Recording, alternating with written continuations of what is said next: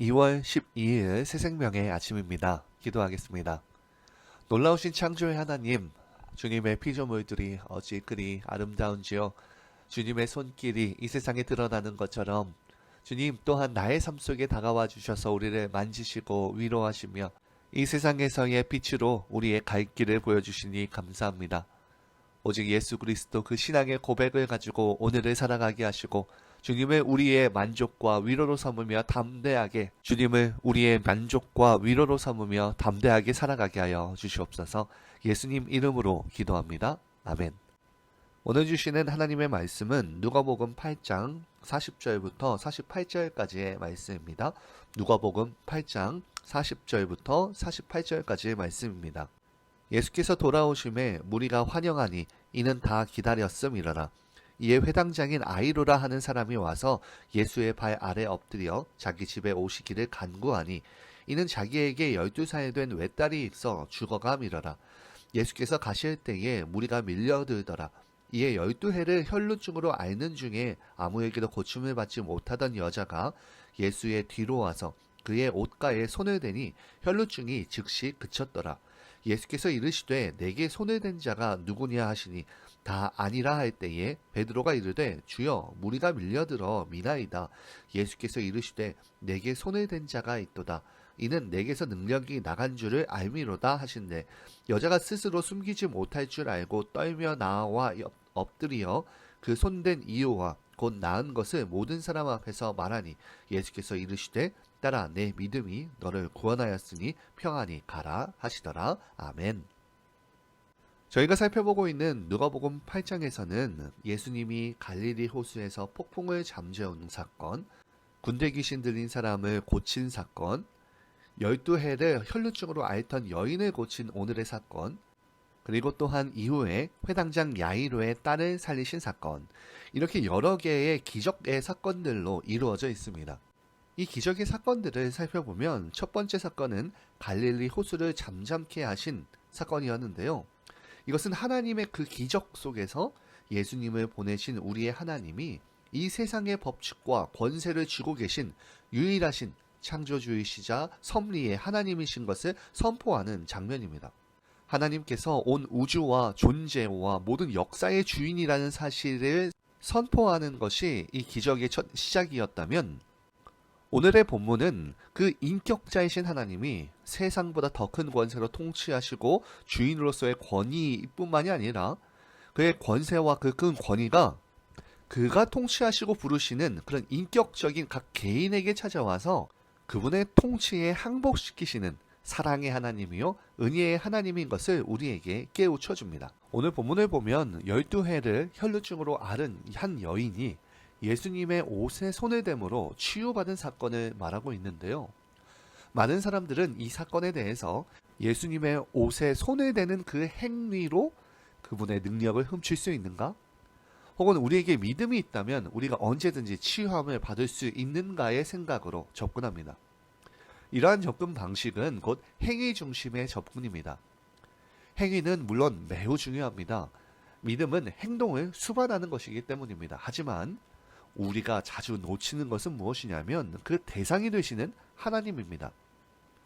창조주이시자 놀라운 섭리의 하나님이 우리의 행동까지 이끄시는 분으로서 곧 우리의 역사와 삶에 들어오셔서 우리를 만지시고 고치신다는 것으로 우리의 행동은 그분의 일하심의 증거로 작동되어진다는 이 고백이 필요합니다.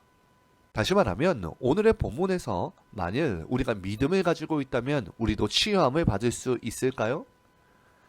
행위에 초점이 맞추어진다면 이 믿음을 갖는 행위가 치유함을 받는다고 생각할 수 있을 겁니다. 그래서 충분한 믿음이 있기만 하다면 우리는 병을 고침을 받는다고 생각할 수 있어요. 그럴 수도 있지만 사실 꼭 그렇지만도 않습니다.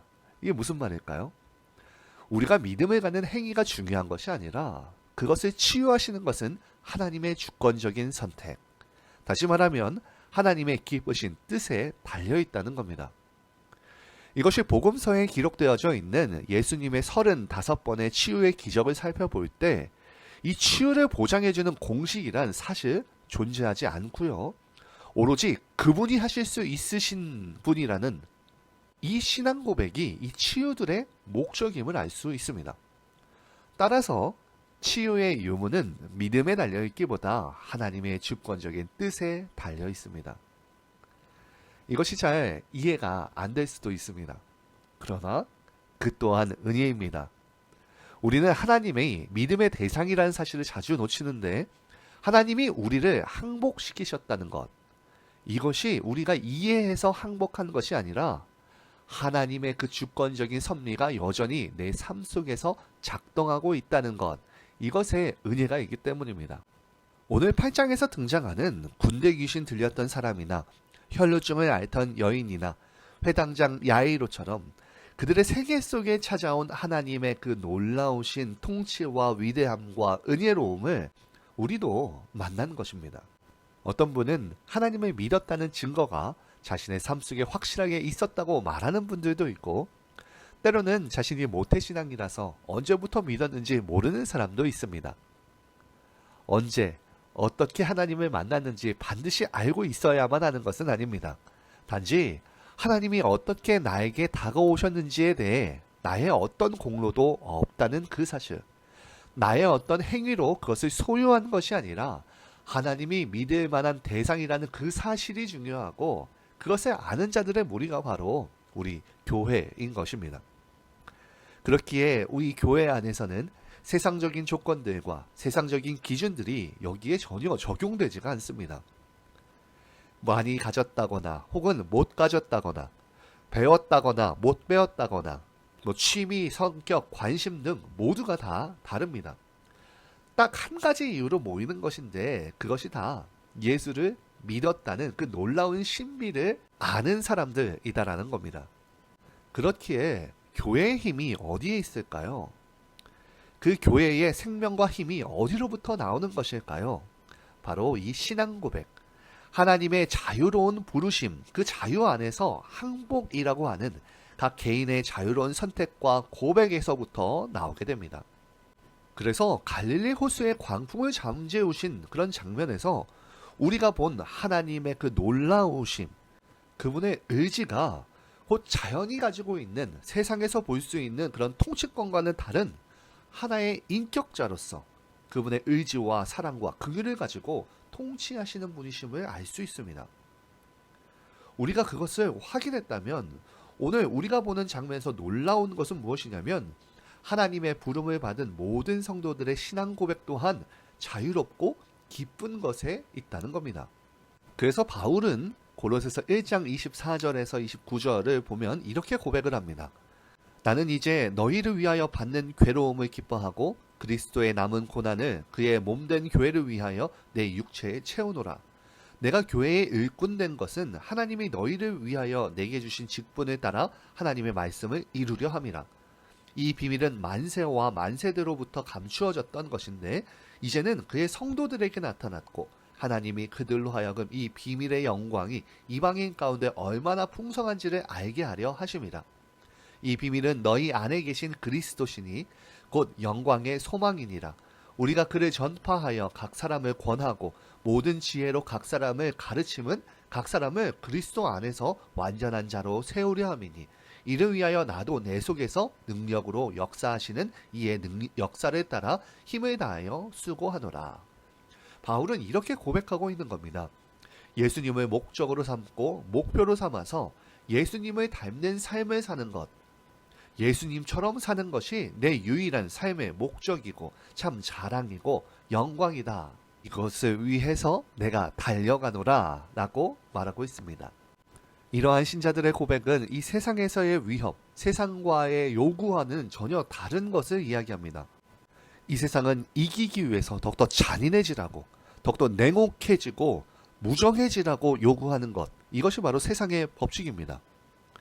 이거는 인과관계의 법칙일 뿐이며 하나님의 그 성격과 성품하고는 전혀 다른 말입니다. 하나님 나라, 하나님 통치는 그와는 다른 것인데요. 우리는 그것을 예수 안에서 바라봅니다. 기적이란 자연 법칙을 벗어나는 하나님의 통치의 권세고 또한 인격자로서 우리에게 찾아오심입니다.